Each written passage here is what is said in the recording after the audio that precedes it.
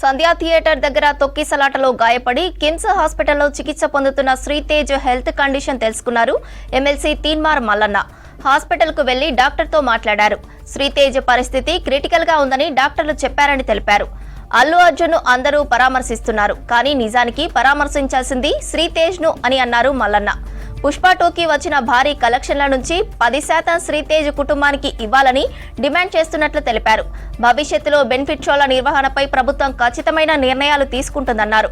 కోమాలో చావుతో పోరాడుతున్న శ్రీతేజ్ త్వరగా కోలుకోవాలని కోరుకుంటున్నట్లు తెలిపారు తీన్మార్ మల్లన్న.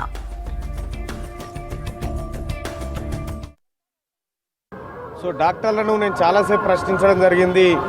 మీరు ఒక డేట్ ఏమైనా చెప్పగలుగుతారా రికవరీ కంటే? మేము చెప్పలేం సార్, ఇది ఏడాది పట్టొచ్చు, 4 ఏళ్ళు పట్టొచ్చు, ఎన్ని రోజులైనా పట్టొచ్చు అని చెప్పి వాళ్ళు చెప్తా ఉన్నారు.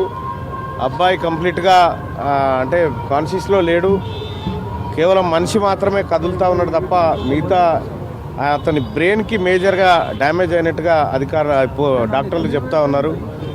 అబ్బాయి త్వరగా కోలుకోవాలని మనమంతా అనుకున్నప్పటికీ ఇక్కడ పరిస్థితులు చూస్తూ ఉంటే అందుకు భిన్నంగా కనిపిస్తూ ఉన్నాయి.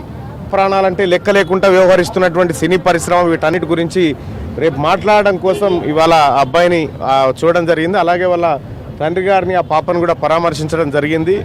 సో నేను ఏదో పేపర్లో క్లిప్ చూసినా 1400-1500 కోట్లు కలెక్ట్ చేసింది పుష్ప అని చెప్పి, అందులో ఒక 10% అన్న ఈ అబ్బాయి కుటుంబానికి ఇవ్వాలి వాళ్ళు వచ్చిన లాభాలలో అని చెప్పి చెప్తాను. ఈడ పరామర్శకు రావాల్సినటువంటి చోటికి రాకుండా అల్లు అర్జున్కి ఏదో అయిపోయిందని చెప్పి మీరు ఆయన మెప్పు కోసమో దేనికోసమో పోతా ఉన్నారు. పోతే బోర్రి, కానీ పైపెచ్చు అల్లు అర్జున్ అరెస్ట్ తర్వాత ఇదేదో కాంగ్రెస్ పార్టీ రాష్ట్ర ముఖ్యమంత్రి చేయించండి అనేటువంటి తిక్కల మాటలు మాట్లాడుతూ ఉన్నారు. అవి బంద్ చేసుకోరు జరా.